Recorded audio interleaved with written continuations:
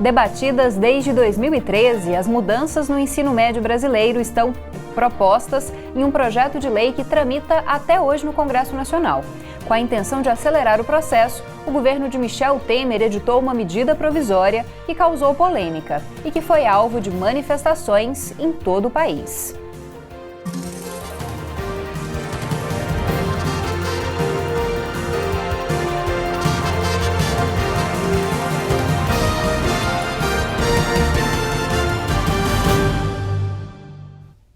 Olá! Hoje o Conexões trata da reforma do ensino médio no Brasil. E para discutir esse tema, nós convidamos o professor Marcos Elias Moreira, que é conselheiro do Conselho Estadual de Educação. Olá, professor, muito obrigada pela presença. Olá, eu que agradeço. Acho que é singular, é muito importante que a sociedade debata a situação do ensino médio.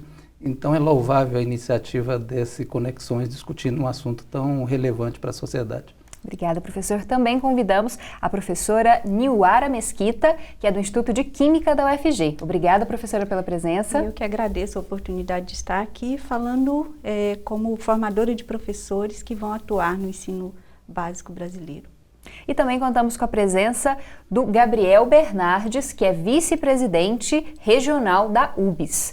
Olá, muito obrigada pela presença, Gabriel.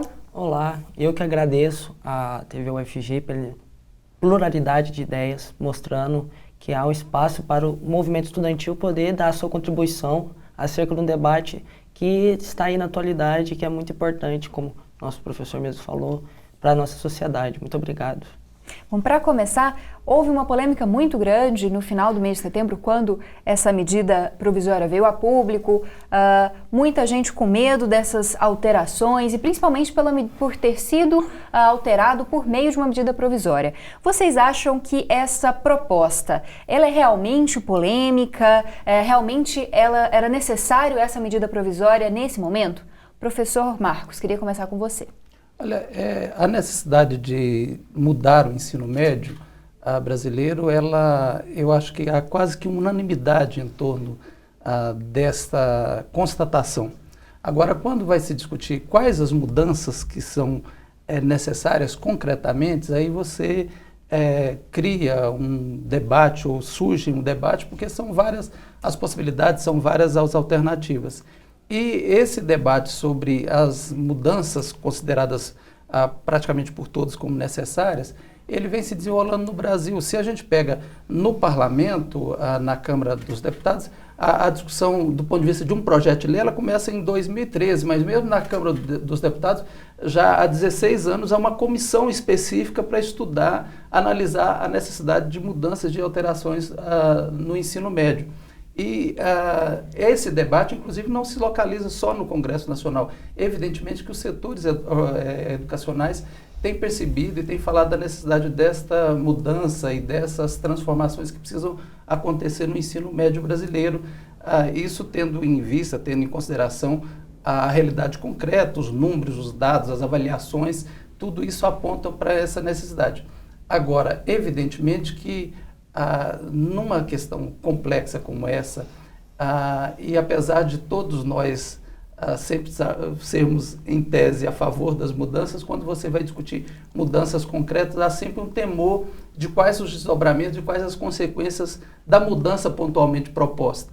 Então, o que eu acho que precisa ser feito é exatamente um esforço nacional no sentido, primeiro, que nós já constatamos, isso eu acho que em contexto, que nós já constatamos que é preciso mudar a realidade do ensino médio brasileiro, da educação brasileira no geral, mas o ensino médio em particular, como talvez o grande gargalo da atual situação educacional do país.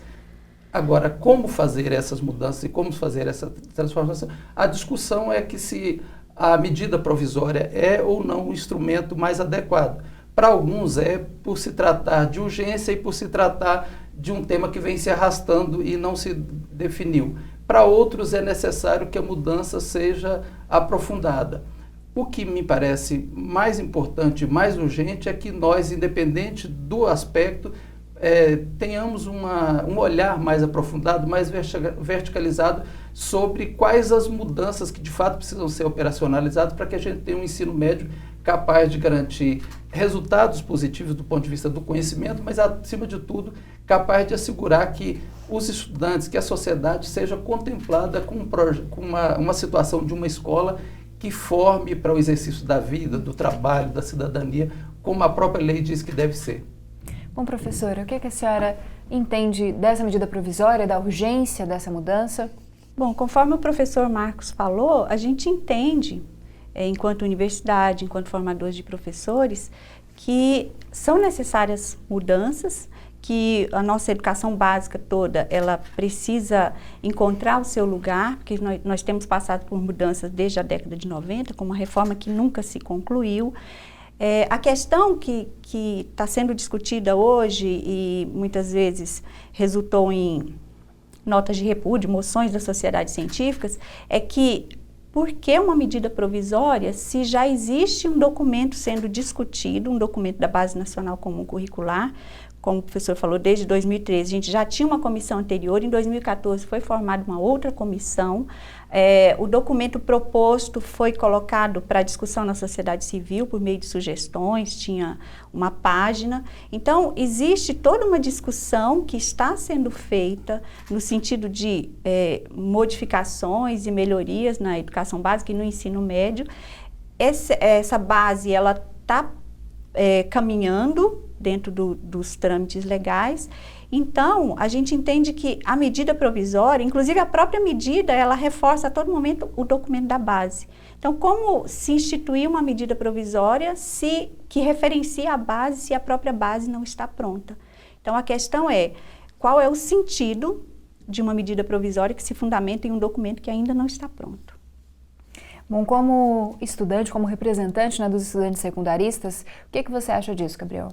Bom, a gente vê que o governo do Michel Temer, ele tenta, às pressas, dar uma certa resposta para a sociedade, tendo em vista que ele foi alçado ao cargo de presidente via ao impeachment, né, ao golpe de Estado que aconteceu, e ele busca dar esse resultado em vários setores, de forma equivocada, porque não houve um diálogo não seja só com estudantes, mas com os próprios professores. Há, sim, uma discussão profunda da qual eu pude participar, que foi a CONAE, a Conferência Nacional de Educação, que criou inúmeros debates e caminhos para se poder aumentar mais ainda a reformulação do ensino médio, para se priorizar mais ainda a reformulação. E a gente vê que o governo ele não tem o interesse de realmente se dialogar com a sociedade, né, para poder conseguir fazer uma transformação no nosso ensino médio mais plural, onde se tenha mais ideias e que contemple as ideias, pois o nosso país ele tem mais de 200 milhões de brasileiros, né? Então a gente tem muita coisa para poder ouvir, principalmente, né, de contribuição. E para nós estudantes fica muito difícil, pois a UBS ela sempre esteve na luta para poder conseguir participar, para poder conseguir ajudar a encontrar uma melhor solução, junto com os professores, com os trabalhadores da educação, né? E a gente acha que isso não seria o correto. E não é, na verdade, né? Porque, como mesmo a professora falou, nós temos um documento que está sendo elaborado ainda, que é a Base Nacional do Currículo Comum, né? E não haveria essa necessidade. O nosso tempo desse primeiro bloco acabou e a gente volta no segundo bloco para falar mais sobre a reforma do ensino médio. Vamos falar aí das principais polêmicas envolvendo essa medida provisória. Não saia daí, a gente volta rapidinho.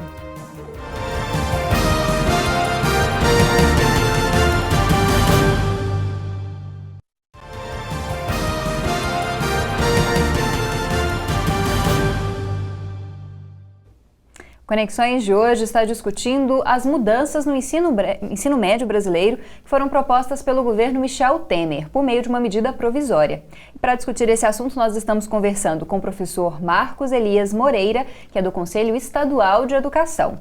Também conversamos com a professora Niuara Mesquita, que é do Instituto de Química da UFG. E por fim, com o Gabriel Bernardes, que é vice-presidente regional da União Brasileira dos Estudantes Secundaristas. Bom, queria começar com a professora Niuara, como formadora de professores. Existe a possibilidade de professores sem formação em licenciatura, aí com notório saber na área de ensino. Esse é um dos pontos, acredito, mais polêmicos desse projeto. O que vem a ser esse notório saber? E vocês concordam com essa possibilidade? Ela deve realmente se efetivar nos currículos agora daqui para frente?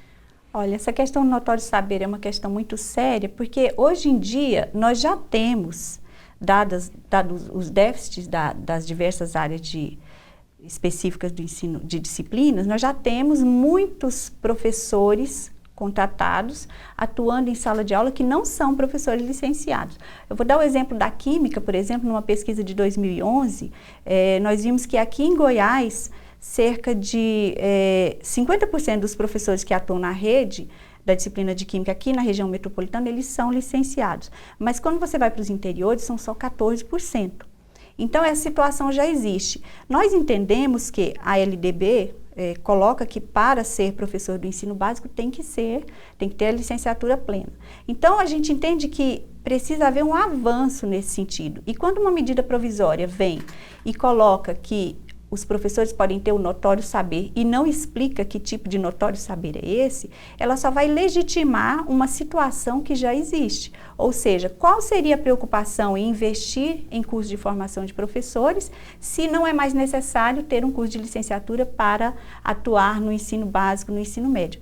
Eu já vi muitas entrevistas dizendo que esse notório saber é mais para a área de profissionalização, mas isso não está posto na medida provisória. Então, existe o risco de uma legislação que traz possibilidades de retroagir num caminho que a gente estava percorrendo em termos de formação de professores, né, formar professores para atender os déficits. E a medida provisória agora, trazendo essa ideia do notório saber, ela sinaliza que não é mais necessário ser licenciado para atuar no ensino básico. Bom, Gabriel, como estudante, né, dentro de sala de aula, como que os alunos percebem isso? Até mesmo essa situação que a professora colocou aqui, já existem muitos professores em sala de aula que às vezes não concluíram uma licenciatura, que nem mesmo fizeram uma licenciatura.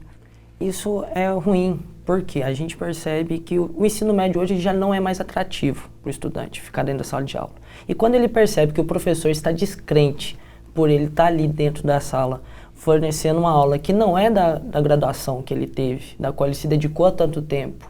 Por exemplo, a gente, que nem a professora colocou, existem professores que são licenciados em outras áreas e atuam, infelizmente, em outras por conta do déficit que acontece nos estados, e especificamente com isso também acontece. Quando a gente percebe que o professor ele não está sendo bem remunerado também, mas também percebe que ele não está contente por estar ali fornecendo aquilo, o saber que ele aprendeu e que ele possa fazer mais para a escola, porque a gente vê que os professores também querem contribuir muito para a formação dos estudantes no momento onde há uma valorização, não só de remuneração de salário, né, mas também da sua própria formação, onde que ele possa se tornar mestre, onde ele possa se tornar doutor. Quando nós estudantes vemos que há essa descrença por parte dos professores, a gente também se sente para baixo. A gente fica pensando, será que compensa a gente também entrar na universidade para se tornar professor? E isso faz com que haja diminuição da procura dos cursos de licenciatura. E um país onde que não tem a procura para ter na área da licenciatura é prejudicial, porque isso faz com que a gente deixe de investir na educação, seja ela no ensino médio, mas também no ensino superior e no pós-graduando. E isso leva o nosso país a continuar a ser considerado um país de terceiro mundo. E isso eu tenho certeza que nenhum de nós queremos, né? Professor Marcos, qual que é a sua visão em relação a isso?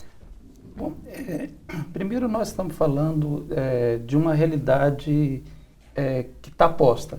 Nós temos um conjunto significativo de professores, tem algumas áreas, a professora Iniora fez referência à química, que é uma área que, se você for observar os dados do Brasil inteiro, são mais ou menos similares, que dão conta de um número muito significativo de professores que estão, por exemplo, lidando com química e que não são licenciados em química. Às vezes são até, aliás, no geral, são até licenciados, mas licenciados em outras áreas, em outras disciplinas. E isto é válido para a física, para artes, por exemplo. Talvez o número mais significativo seja o de artes. Professores que, se nós observarmos, por exemplo, a arte, a cultura, a meu juízo, pelo menos até onde eu domino do conhecimento, o melhor sistema educativo que nós temos hoje no mundo é o do Canadá.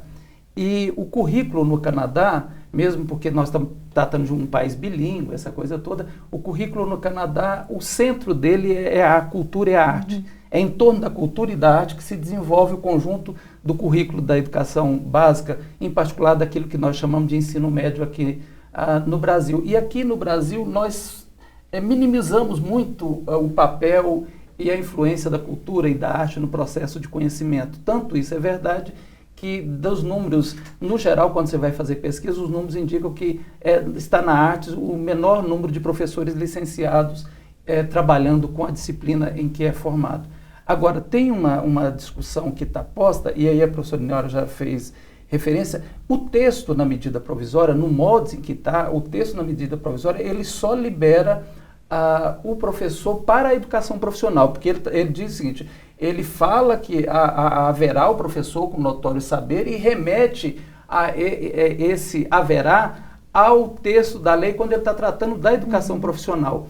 E no caso da educação profissional, esse expediente já existe por norma, por portaria do próprio Ministério da Educação. Isso nós estamos falando de anos atrás, nós não estamos falando da agora, porque, de fato, na educação profissional, e há toda uma justificativa, isso não é uma especificidade só do Brasil, na educação profissional, às vezes, por exemplo, você vai fazer um curso de culinária e às vezes o melhor chefe de cozinha que você tem, ele não tem formação. Então, é importante que o curso de educação profissional, porque se trata da educação profissional, ele tenha no seu currículo, no seu desenvolvimento, pessoas com notório saber, com conhecimento, com experiência profissional naquela área que nós estamos tratando. Então, nesse aspecto, de fato, esse é um problema da educação brasileira, os professores que não têm formação, e tem a ver com esse aspecto que já foi aqui levantado das dificuldades salariais. O professor da educação básica brasileira, no geral, ele recebe muito mal, os salários não são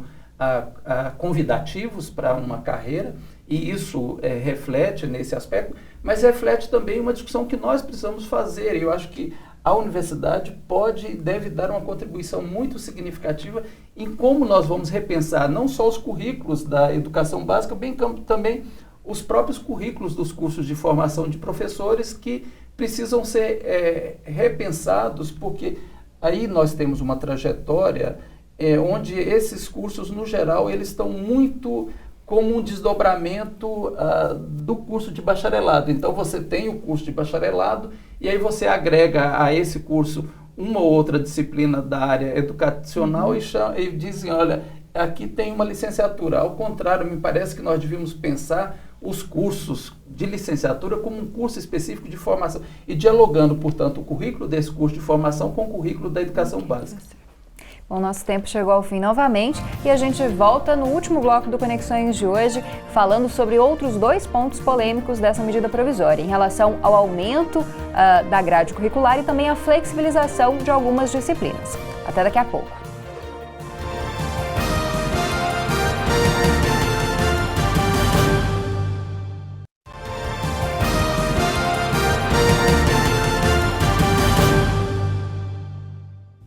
Esse é o último bloco do Conexões, que está discutindo as mudanças no ensino médio brasileiro que foram propostas pelo governo de Michel Temer.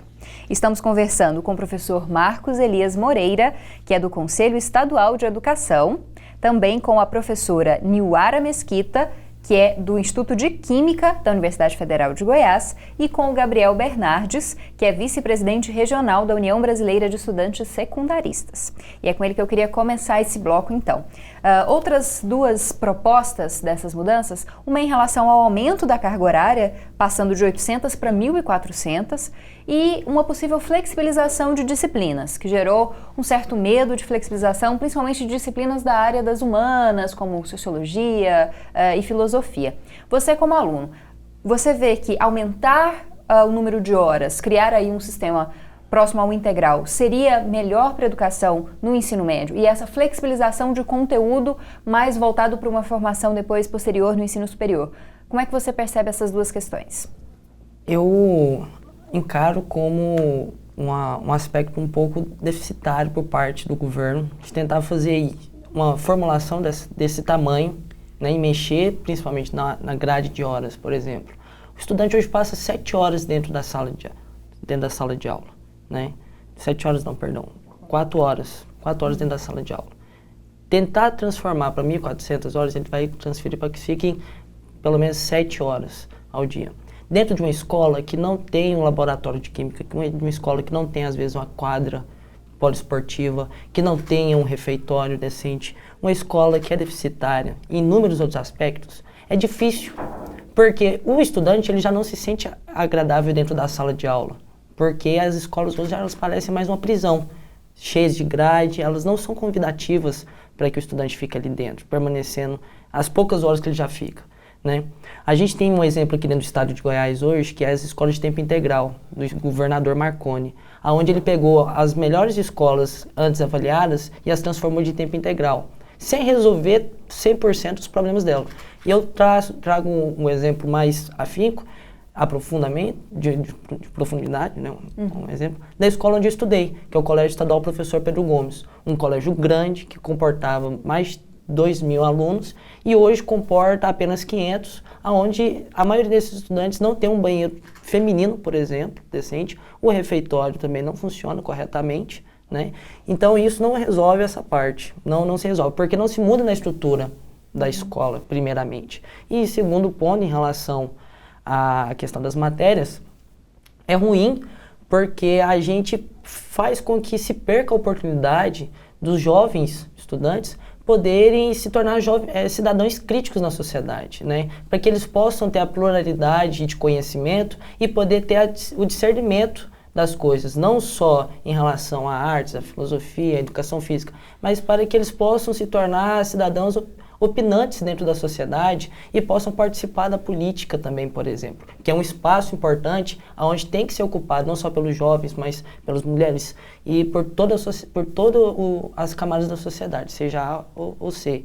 Então a gente necessita que haja uma conversa, primeiramente, para poder voltar e tentar remodificar isso aí, porque não contempla. Bom, Marcos, o que você avalia em relação a esses dois pontos? Olha, a medida provisória, ela remete a essa questão do aumento da carga horária àquela proposição que está lá no Plano Nacional de Educação.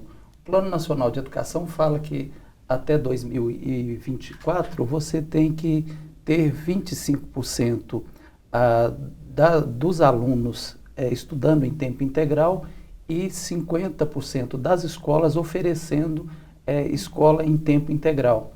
Esses elementos, porque os números são esses mesmo, às vezes você pode ter escola que tenha alunos em tempo integral e alunos em tempo parcial. Esses números já foram, portanto, projetados. O que a medida provisória fala, nesse caso específico, é que ela fala num aporte de 1,5 bilhão do governo federal para fazer isso que o Gabriel estava dizendo. Quer dizer, não basta você ampliar a carga horária do ensino médio se você não tem condições nenhuma na escola para assegurar que esse aluno permaneça dentro da escola com capacidade concreta de aprendizado. Esse eu acho que é uma discussão. Esse 1,5 bilhão ele é suficiente ou ele demanda mais? Me parece que, dada a situação que nós temos, ele é insuficiente. A outra questão, o outro aspecto, que é esse da pluralidade, a possibilidade de escolhas, eu acho que é uma questão que nós precisamos avançar. Nós aqui no Brasil, a nossa percepção, porque nós estamos tratando fundamentalmente da adolescência. E aí a gente quer que o aluno na educação básica, ele fica o tempo inteiro sem poder fazer escolha nenhuma. Aí o dia que ele sai da educação básica, ele tem que fazer todas as escolhas e sem perceber que é parte do processo de aprendizagem esse de você fazer escolhas, às vezes, inclusive, a escolha equivocada é parte da aprendizagem. Mas acho, portanto, que é preciso ter toda uma série de preocupações para evitar discrepâncias qualitativas entre escolas, mas nós não podemos esquecer também que, apesar de supostamente o nosso ensino médio ser igualitário, idêntico, um número divulgado hoje pelos jornais em si ele revela que não é. Foi divulgado hoje que 91% das escolas públicas do Brasil tem a média da escola, dos alunos no Enem daquela escola, é menor do que a média nacional das notas do Enem. Ou seja, esse número por si só revela que há uma discrepância absolutamente inaceitável entre o rendimento, o resultado das diferentes escolas no Brasil. E, portanto, que não está na possibilidade ou não da escolha. E no caso da adolescência, só para fechar, a adolescência é o período da nossa vida onde nós deixamos de ser dependentes da nossa família e passamos a ser independentes. E é essa transição que precisa ser melhor trabalhado para a escola, para a gente ter uma escola de qualidade. Bom, professora, eu queria que você finalizasse, então. Bom, eu acho que é um salto muito ousado para a atual conjuntura que nós temos. Tem a questão da verba, do financiamento, se vai ser suficiente. Acho que a gente não pode mais patinar nesse sentido. Por isso, a discussão com formadores de professores, com professores da educação básica, ela precisa ser uma discussão efetiva. E aí eu lembro, quando vieram os parâmetros curriculares, né, na década de 90, eles chegaram, eu era professora do ensino básico naquela época, eles chegaram na escola prontinhos para nós. E foi difícil, você vê que eles não foram implementados, não se conseguiu avançar muito. Vieram os PCNs do ensino médio, depois PCN+, depois orientações curriculares. Então, quando todas essas propostas não são conversadas com quem realmente efetiva a educação no país, a impressão que nós temos é que a coisa não caminha. Então, é uma proposta ousada demais e ela falha em alguns aspectos. Por exemplo, a questão do aumento da carga horária e da flexibilização, quando você coloca um núcleo comum, algumas disciplinas que vão ficar, e a vertente da profissionalização, será que isso não é uma forma de elitizar o ensino? Porque vamos pensar, será que as escolas particulares, elas vão adotar a profissionalização nessa etapa da educação? Eu lembro da LDB de 71, ela implementou o ensino profissionalizante, né, na década de 70. Então, todas as escolas deveriam ser de segundo grau profissionalizante. Eu sempre conto essa história para meus alunos. Eu concluí meu ensino médio numa escola católica aqui, uma escola famosa na época, né? Na década de 80. E eu nunca tinha entrado num laboratório, por exemplo. E quando eu peguei meu diploma de ensino médio, eu era técnica em análise patológica. Por força de lei, o ensino de segundo grau, naquela época tinha esse nome, tinha que ser profissionalizante. Só que as escolas particulares, elas não implementavam isso, elas tinham o documento. Então, isso é uma coisa que precisa ser pensada nesse sentido. Se profissionalizar o ensino não vai elitizar a escola. Então, são coisas que a gente precisa pensar. Por isso, a discussão precisa ser feita. Por medida provisória, eu imagino que não funcione. Bom, infelizmente, nosso tempo chegou ao fim. A gente teria mais vários outros pontos para tocar sobre essa discussão, mas queria agradecer a presença do professor Marcos. Muito obrigada. Eu que agradeço. Também, professora Niuara, muito obrigada pela presença. Eu agradeço também a oportunidade de estar aqui com aluno de ensino médio, professor atuante na Secretaria de Educação e vocês, e poder discutir esse assunto que é tão importante. Bom, obrigada também, Gabriel, pela sua presença. Eu que agradeço a oportunidade novamente pela TV UFG para a gente poder estar colaborando com o debate. Obrigado. Bom, Conexões de hoje chega ao fim.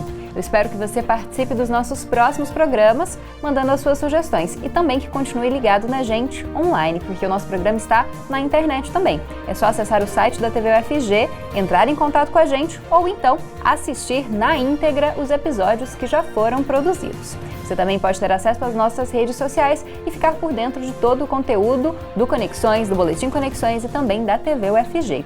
Eu te espero na próxima semana. Até lá!